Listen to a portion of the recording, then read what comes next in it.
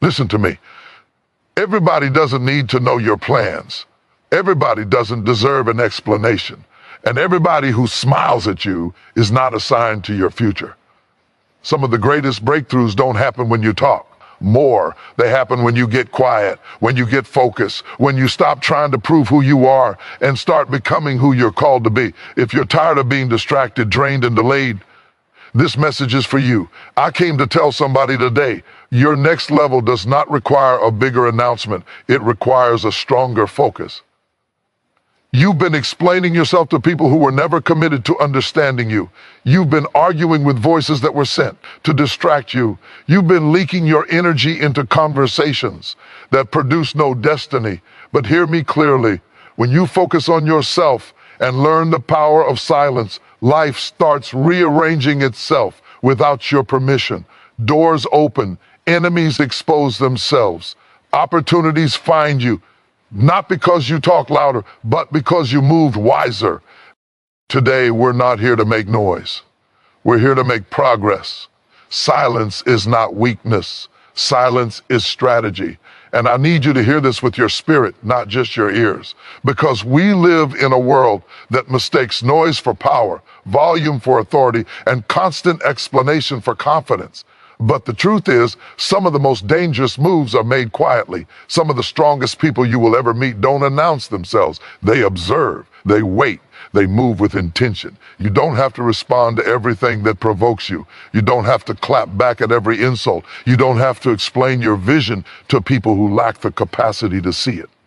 Silence is not you losing your voice. It's you choosing where your voice matters. It's you refusing to waste your breath on battles that don't move you forward. Some of you talk too much about what you're going to do, and you're bleeding your energy before the work even begins. You keep telling people your plans, and then you wonder why nothing happens. You keep announcing your next move, and then you feel stuck, blocked, frustrated. It's because not everybody clapping for you wants you to win. Not everybody listening to you is rooting for you. Some people are collecting information not to support you, but to study you. Silence protects the seed before it becomes a tree. You don't plant a seed and dig it up every day to see if it's growing. You cover it. You leave it alone. You let it do the work underground. And when it's ready, it breaks the surface on its own. That's what silence does for your purpose. It gives your vision time to grow without interference. There are people who will misunderstand your silence. Let them. There are people who will call you distant, arrogant, secretive. Let them, because the same people who complain that you don't talk anymore were never really listening when you did. Your silence is not about them. It's about alignment. It's about protecting your focus in a world that profits from distraction. Silence teaches discipline. When you don't react immediately, you gain control. When you don't respond emotionally, you gain clarity. When you don't feel the need to defend yourself, you gain authority. You stop operating from ego and start moving from wisdom. You realize that not every comment deserves a reply. Not every opinion deserves your attention, and not every invitation deserves your presence. Some battles are won by walking away. Some arguments are defeated by refusing to engage. When you stay silent, you force people to deal with themselves. You force the truth to surface. You let actions expose intentions, and you conserve your strength for what actually matters. Silence is how you reset your mind. When you stop talking, you start listening, really listening. You hear your intuition again. You hear direction again. You hear the quiet voice that gets drowned out by noise, drama, and other people's expectations. In silence, you remember who you are without the crowd. You reconnect with your purpose without the pressure. And here's the hard truth. The more focused you become, the quieter you must be. Elevation requires discretion. Growth requires privacy. Every new level demands a deeper level of self-control. You cannot carry everyone with you, and you cannot explain every decision. Some journeys are solo by design. Silence is not passive. It's not fear. It's power under control. It's confidence that doesn't need applause. It's strength that doesn't need validation. When you know who you are and where you're going, you don't feel the urge to convince anyone else. Let them talk. Let them assume. Let them guess. While they're busy running their mouths, you're building something that doesn't need their approval. While they're distracted by noise, you're locked in on purpose. And one day, the results will speak so loudly that your silence will finally make sense to them. Until then, stay quiet, stay focused, stay disciplined, because silence isn't the absence of power, it's the evidence of it. Focus is saying no to distractions, and that sounds simple, but it is one of the hardest disciplines you will ever master, because distractions don't always look like problems. Sometimes they look like opportunities. Sometimes they look like relationships. Sometimes they look like favors, conversations, invitations, and responsibilities that have nothing to do with where you are supposed to be going. And if you don't learn how to say no, you will spend your life busy but never fulfilled, active but never advancing. Every distraction comes with a cost. It costs you time. It costs you energy. It costs you clarity. And the dangerous thing is, you usually don't notice the cost until years have passed and you realize you've been moving but not progressing. You've been occupied but not intentional. Focus demands that you decide what matters most and refuse to let everything else compete for the same level of importance. The truth is, you cannot do everything and become everything you are called to be. At some point, you have to narrow your lane. You have to choose depth over width. You have to understand that every yes is also a no to something else. When you say yes to distractions, you are saying no to discipline. When you say yes to convenience, you are saying no to growth. When you say yes to everyone, you are silently saying no to yourself. Distractions feed on emotion. They pull you into drama, comparison, and reaction. They keep your attention on what other people are doing instead of what you need to be building. You start scrolling instead of studying, talking instead of training, reacting instead of reflecting, and slowly, without realizing it, your focus gets fragmented. You lose momentum not because you lack ability, but because your attention is divided. Focus requires boundaries, and boundaries make people uncomfortable. When you stop answering, ring every call, when you stop showing up to every event, when you stop explaining every decision, some people will feel rejected. But discipline will always offend those who benefit from your distraction. You are not required to be available to everyone at the expense of your purpose. There will always be noise. There will always be opinions. There will always be something trying to pull you off track. Focus is not the absence of distractions. It is the decision to ignore them. It is waking up every day and choosing your long-term vision over short-term pleasure, choosing consistency over comfort, choosing purpose over popularity. You have to guard your attention like your life depends on it, because it does. What you focus on shapes how you think. How you think shapes how you act. And how you act shapes the direction of your life. If you allow distractions to dominate your mind, they will dictate your outcomes. But when you lock in, when you commit fully, when you decide that this season is about building and not entertaining, everything begins to align. Focus will isolate you, not because you think you're better than others, but because you're serious about where you're going. There are seasons where you can't afford to explain yourself because explanations drain energy. You can't afford to debate your vision with people who aren't invested in it. You have to move with urgency, with intention, with discipline, and understand this: distractions don't disappear when you start winning. They multiply.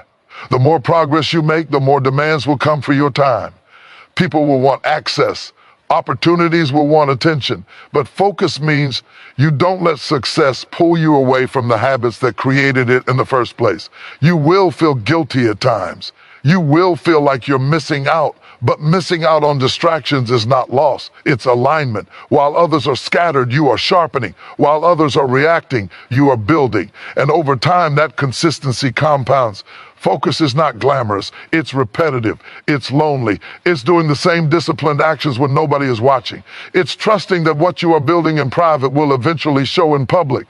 It's staying locked in when the results are slow and the temptation to quit is loud. But if you stay focused, if you keep saying no to what doesn't matter, if you protect your time, your energy, and your attention, there will come a moment when everything changes.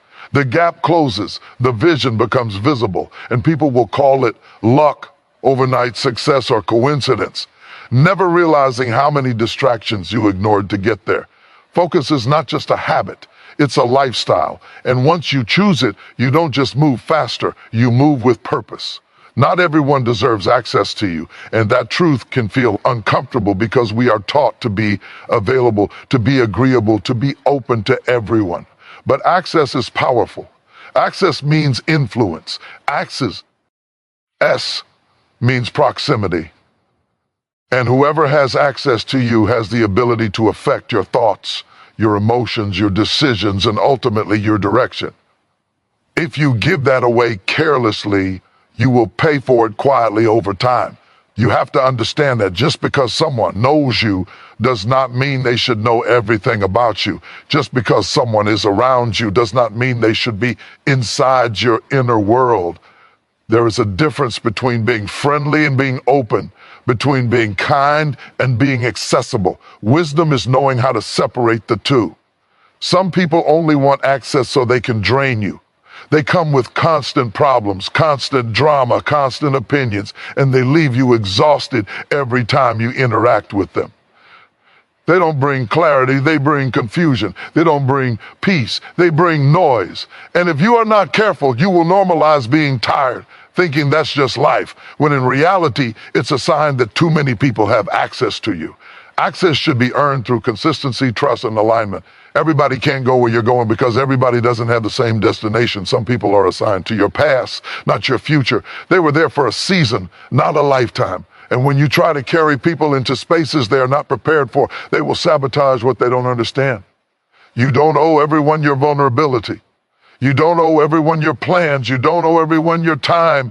Protecting your access is not selfish, it's responsible. You cannot build anything meaningful while constantly explaining yourself to people who question your every move. You cannot grow while surrounded by people who are uncomfortable with your evolution. There are people who benefit from the old version of you. They liked you when you were unsure, when you were available, when you didn't have boundaries. And the moment you start changing, they will call it distance, pride, or attitude. But what they are really reacting to is the loss of access. You are no longer as reachable, as predictable, as controllable. And that makes them uncomfortable. Limited access brings clarity. When fewer people have a voice in your life, the right voices become louder. You stop being pulled in 10 directions at once. You stop second-guessing yourself. You stop needing validation for every decision. You begin to trust your own judgment again, and that confidence changes how you move. Some of the most damaging conversations happen with people who are too close to you but not aligned with you. They speak doubt disguised as concern. They question your vision under the mask of being realistic. And because they have access, their words carry weight. That's why you have to be careful who you allow close enough to influence you. Access also determines atmosphere. Whoever you let near you helps set the emotional tone of your life. If you allow negativity close, negativity becomes normal. If you allow chaos close, peace becomes rare. But when you choose who has access, you choose the environment you live in mentally and emotionally. You will lose people when you protect your access. That is inevitable. Some relationships will fade. Some connections will break. But what you gain in return is focus, peace, and forward momentum. Growth requires subtraction. Not everyone who started with you is supposed to finish with you. You don't need a large circle. You need a right one. People who respect your boundaries.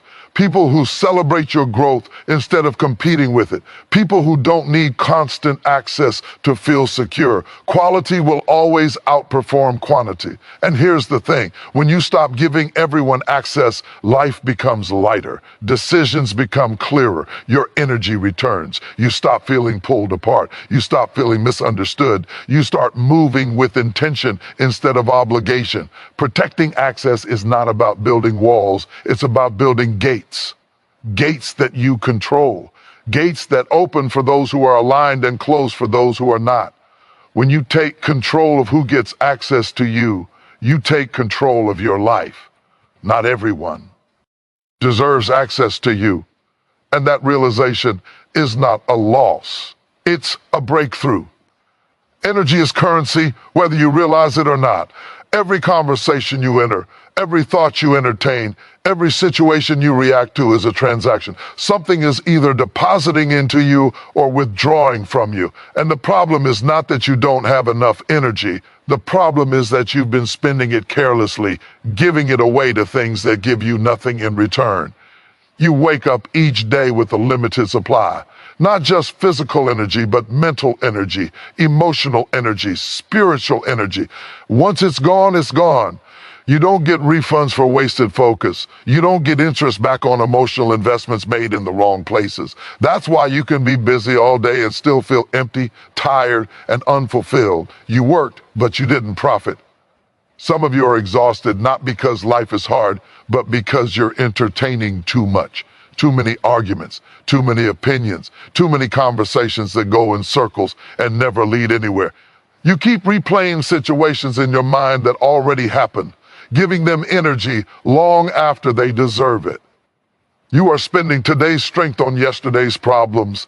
Every argument you don't walk away from costs you peace. Every explanation you give to someone who has already decided not to understand you costs you clarity. Every time you react instead of respond, you lose leverage. Energy spent on negativity multiplies negative. Energy spent on purpose multiplies progress. You have to start treating your energy like money. You don't give money to strangers and hope they do something good with it. You don't invest in businesses that never show returns. Yet emotionally, mentally, you hand your energy to anyone who triggers you, anyone who challenges you, anyone who pulls you into drama. And then you wonder why you feel broke on the inside. Some people know exactly how to drain you. They bait you into reacting. They pull you into conversations that leave you frustrated. They thrive on your attention, even if it's negative. And the moment you stop engaging, the moment you stop feeding them your energy, they lose their power because attention is fuel and silence starves distraction. You don't need to attend every argument you're invited to. You don't need to prove your point to people who enjoy misunderstanding you. Winning the argument and losing your peace is not a win. Walking away with your energy intact is. Energy is also spent on thought patterns. Worry is expensive. Fear is expensive. Overthinking is expensive. You can burn through an entire day's worth of energy imagining worst-case scenarios that never happen. Discipline your mind, or it will bankrupt you. Focus on what you can control. Release what you can't. When you start investing energy intentionally, your life changes. You feel lighter, sharper, more present. You stop being reactive and start being deliberate. You choose growth over gossip, silence over shouting, action over argument. And slowly, your energy begins to compound instead of disappear. The right investments always produce returns. When you invest energy into learning, you gain wisdom. When you invest energy into discipline, you gain strength. When you invest energy into yourself, you gain clarity and confidence. But when you invest energy into chaos, you get chaos back with interest. You don't owe everyone your energy. You don't owe every situation your reaction. You don't owe every opinion your attention. Protecting your energy is not being cold, it's being conscious. It's recognizing that you cannot pour from an empty place and still expect to function at a high level. And here's the truth most people don't want to face. Some things you call obligations are actually habits of overgiving. You've trained people to expect unlimited access to your energy. You've conditioned yourself to feel guilty when you pull back. But burnout is not a badge of honor. Exhaustion is not proof of commitment. When you start spending energy wisely, people will notice the change. You'll be calmer, more focused, less available for nonsense. And some people won't like that. They benefited from the old version of you, the drained version. But you are not responsible for maintaining relationships that cost you your well-being. Energy is currency. Spend it on what builds you, not what breaks you. Spend it on what moves you forward, not what keeps you stuck. Will you pin? You stop wasting energy, you create momentum. When you create momentum, life responds. Protect your energy like your future depends on it, because it does. Your growth will offend the unfocused. And that is something you must accept if you are serious about becoming who you are meant to be. Not everyone will celebrate your evolution. Not everyone will understand your discipline. Not everyone will be comfortable with the changes you make. And it's not because you are doing something wrong. It's because your focus exposes their lack of it. When you start leveling up, you become a mirror. Without saying a word, your consistency reflects other people's inconsistency. Your discipline highlights their distractions. Your progress reminds them of the goals they abandoned, the habits they never built, the courage they never exercised. And instead of confronting themselves, some people will project their discomfort onto you. They will say you've changed, as if growth is betrayal. They will say you're doing too much, as if excellence is excessive. They will say you think you're better, when in reality, you're just better than who you used to be. What they're really saying is, your growth makes me uncomfortable because it reminds me of what I'm not doing. The unfocused are threatened by focus because focus requires sacrifice. It requires saying no. It requires delayed gratification. And when someone sees you making those sacrifices and benefiting from them, it disrupts the excuses. They've been telling themselves, it's easier to criticize your discipline than to confront their own lack of it. Some people only liked you when you were accessible, unsure, and available for distraction. They liked you when you had time to waste, energy to drain, and attention to give. But when you start protecting your time, prioritizing your goals, and moving with intention, you no longer fit into the role they assigned you. And instead of adjusting, they resist. You have to understand that not everyone is growing at the same pace, and not everyone is meant to. Growth changes dynamics. Conversations feel different. Priorities no longer align, and that's okay. You are not required to stay small so others can feel comfortable. You are not obligated to dim your focus to accommodate someone else's lack of direction. Offense is often a sign of exposure. When people react strongly to your progress, it's usually because it touches something unresolved in them. They feel judged without you judging them. They feel left behind without you leaving them. And instead of taking responsibility, they assign blame. You will notice subtle shifts. Support becomes silence. Encouragement becomes sarcasm. Curiosity becomes criticism. People who once cheered for you start questioning your decisions. But remember this, people who are truly focused on their own path don't have time to be offended by yours. The danger is when you start shrinking to keep the peace. When you start explaining you ourself excessively. When you start slowing down to match someone else's comfort level, that's when growth gets compromised. That's when potential gets delayed. You cannot build a future while negotiating with the past. Let people be uncomfortable. Let them misunderstand you. Let them distance themselves if they need to. Your responsibility is not to manage their feelings, it's to manage your focus. The people who are meant to walk with you will adjust. The ones who aren't will fall away. Growth requires courage, not consensus. You don't need everyone's approval to evolve. You don't need permission to change. And you definitely don't need validation from people who are committed to staying the same. As you grow, you may feel lonely at times. That's part of the process. Focus narrows your circle before it expands your life. Isolation often comes before elevation. It's in those quiet seasons that you build strength, clarity, and confidence. And one day, the same people who were offended by your focus will be confused by your results. They'll call it luck, timing, favor, never seeing the sacrifices, the discipline, the nights you stayed committed when it would have been easier to quit.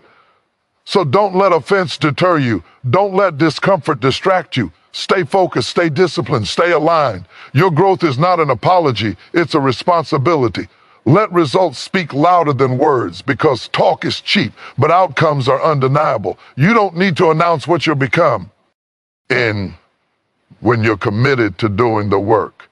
You don't need to convince people of your potential when your consistency is busy turning it into reality. Words can be debated, questioned, doubted, and ignored, but results shut rooms down. Results don't argue. Results don't explain. Results introduce themselves. Too many people spend more time talking about what they're going to do than actually doing it. They rehearse the vision, repeat the dream, and broadcast the plan, but they never stay long enough in the uncomfortable place where execution happens. Talking feels productive, but it often replaces action.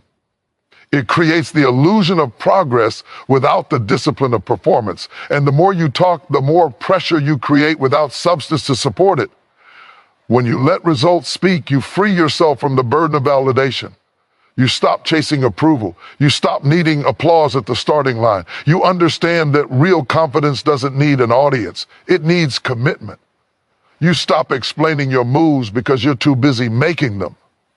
Silence becomes easier when you trust the process you're in. There will always be people who doubt you, especially when you're quiet.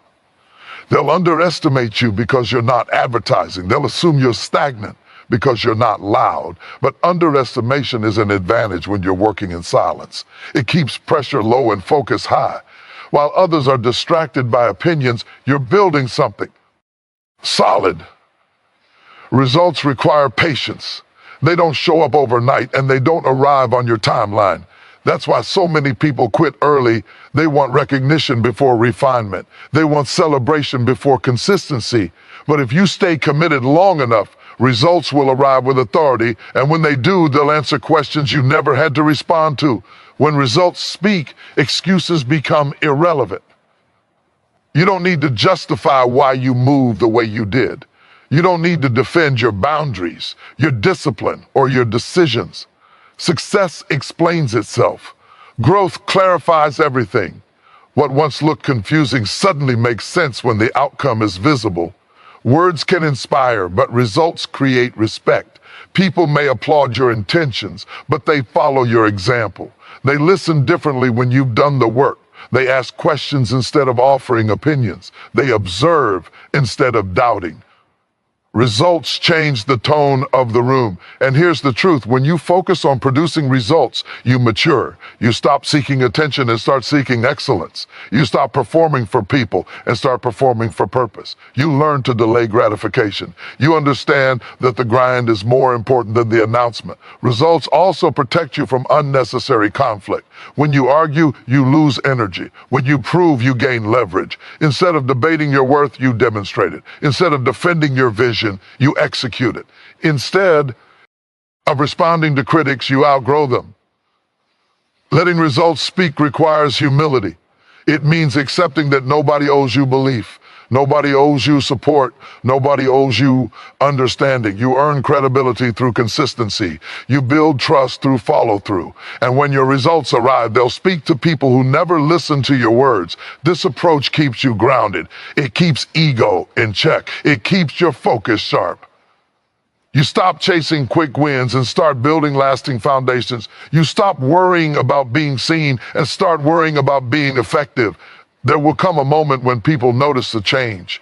They'll ask what happened. They'll wonder when it all came together. And you won't need to say much because the evidence will already be standing in front of them. Your discipline will be visible.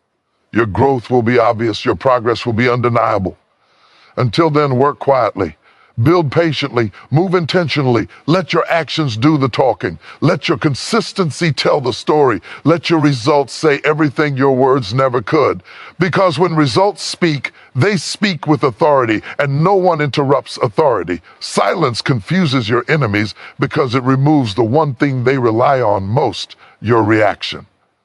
People who intend harm, distraction, or sabotage feed on information, emotion, and access. When you go quiet, you take away their leverage. They can't predict your next move. They can't measure your progress. They can't tell whether you're winning, losing, or preparing. And that uncertainty unsettles them. Some people are not watching you to learn. They're watching you to interrupt. They listen not to support, but to collect details. They observe not to understand, but to interfere. When you talk too much, you make their job easier. You give them insight into your plans, your weaknesses, your timing. Silence shuts that door completely. When you stop explaining yourself, people start guessing. And when people guess, they reveal themselves. Silence forces intentions to surface. Those who genuinely care will respect your quiet.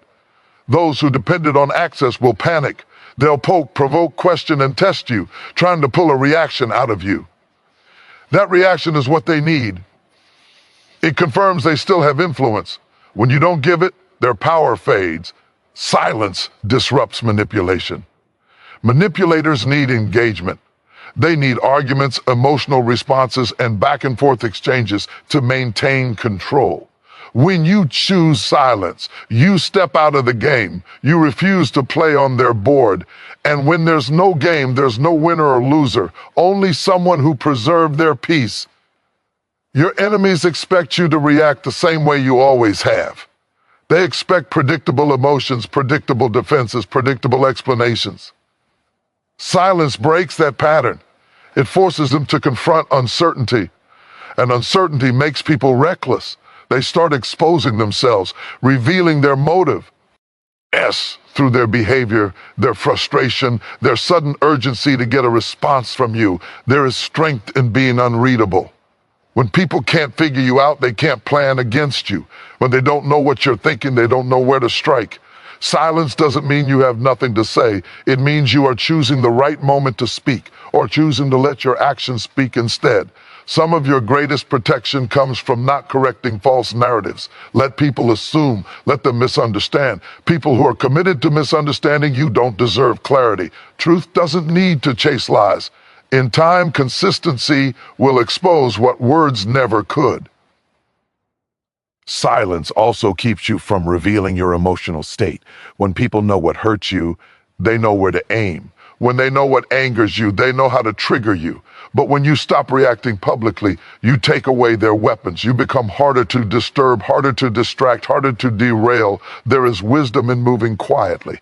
Nature itself teaches this. The most powerful movements often happen without noise. Growth happens underground. Preparation happens in private. By the time something becomes visible, the work is already done. Silence allows you to build without interference. Your quiet season is not inactivity, it's strategy. While others are talking, you're observing. While others are reacting, you're preparing. While others are broadcasting, you're refining. And that's why silence is so dangerous to those who wish you harm. They don't know what you're becoming. Some people will mistake your silence for weakness. Let them. Underestimation is an advantage. When people think you're not paying attention, not progressing, not prepared, they relax. And while they relax, you advance. Silence keeps pressure off while momentum builds. You don't need to announce when you're healing. You don't need to explain when you're growing. You don't need to justify when you're changing direction. The less people know, the less they can interfere. The quieter you become, the more control you regain. Silence also keeps your spirit clean. When you're not constantly defending yourself, you're not carrying resentment. When you're not engaging in conflict, you're not feeding bitterness. You remain clear, focused, and grounded. That inner stability is something no enemy can touch. Eventually, your silence will start speaking for you. People will notice the shift, they'll sense the change, and they won't be able to figure out when it happened, only that it did. And by the time they realize you've moved forward, you'll already be too far ahead to reach. Silence doesn't mean you're hiding. It means you're strategic. It means you're disciplined. It means you understand that not every move needs commentary. Sometimes the smartest thing you can do is say nothing, move carefully, and let confusion work in your favor. Because when you stop feeding noise, clarity, why wins. When you stop reacting, power returns. And when you master silence, life starts rearranging itself around you. Focus builds discipline, and discipline builds power. That is not a motivational slogan. It is a law. Nothing powerful is created without discipline, and no discipline survives without focus. Focus is the ability to decide what matters and return to it every single day, even when motivation fades, even when results are slow, even when nobody is watching. Discipline is what remains when excitement disappears, and power is the byproduct of staying disciplined long enough for consistency to compound. Most people want power without discipline. They want influence without habits, success without structure, freedom without restraint. But power is not loud. Power is controlled. Power is trained. Power is quiet confidence that comes from knowing you can rely on yourself. And that self-trust is built through disciplined focus, not bursts of inspiration. Focus trains the mind. When you choose to concentrate on one direction instead of 10 distractions, you are strengthening your mental muscle. Every time you resist temptation, every time you ignore noise, every time you return to your task, you are building discipline. Discipline is not punishment. It is alignment. It is training yourself to act in agreement with your goals, not your moods. At first, discipline feels uncomfortable. It feels restrictive. It feels lonely. That's because discipline removes options. It say, why yes, no to comfort, no to shortcuts, no to excuses. But what it gives you in return is control. Control over your time, control over your energy, control over your reactions. And control is the foundation of power. When discipline becomes consistent, something shifts inside you. You stop negotiating with yourself. You stop needing external pressure to perform. You stop waiting for the perfect conditions. You move because it's who you are now. And that identity shift is where real power lives. Discipline builds credibility with yourself. Every promise you keep strengthens your confidence. Every habit you honor reinforces your belief. You start trusting your word. You stop doubting your ability to follow through. And when you trust yourself, you move differently. You speak differently. You carry yourself with authority, not arrogance. Power is not domination. It is stability. It is being unshaken by chaos. It is being calm under pressure. It is being consistent when others are emotional. Discipline gives you that stability. When your routines are solid, your reactions soften. When your habits are strong, your impulses weaken. You are no longer controlled by what's happening around you. Focused discipline also eliminates wasted effort. You stop scattering energy. You stop starting and quitting. You stop chasing what looks good instead of what works. Instead, you build momentum in one direction, and momentum over time becomes unstoppable. Most people burn out not because they work too hard, but because they work without focus. They exhaust themselves chasing too many things, pleasing too many people, reacting to too much noise. Discipline simplifies life. It narrows your priorities. It creates rhythm, and rhythm creates endurance. As discipline strengthens, so does restraint. You don't feel the need to prove yourself. You don't react to every provocation. You don't seek validation. That restraint is power. Anyone can react. Anyone can explode. But it takes discipline to stay centered. It takes strength to remain composed. Discipline also sharpens discernment. You start recognizing what deserves your energy and what doesn't. You stop confusing urgency with importance. You stop mistaking motion for progress. Focus teaches you patience, and patience teaches you precision. You make fewer moves, but better ones. Power grows quietly. There is no applause for discipline, no celebration for consistency, no recognition for staying focused when it would be easier to quit. But over time, the results appear. Strength accumulates, skill deepens, confidence solidifies, and suddenly what once felt difficult becomes natural. People will call it talent. They'll say you're gifted. They'll say you're lucky. They won't see the discipline behind the scenes. They won't see the focus required to show up when it didn't feel good. They'll only see the power on display, not the process that built it. And here's the truth. Disciple. In sets you free. While others are controlled by impulses, emotions, and distractions, you move with intention. While others are reacting, you're directing.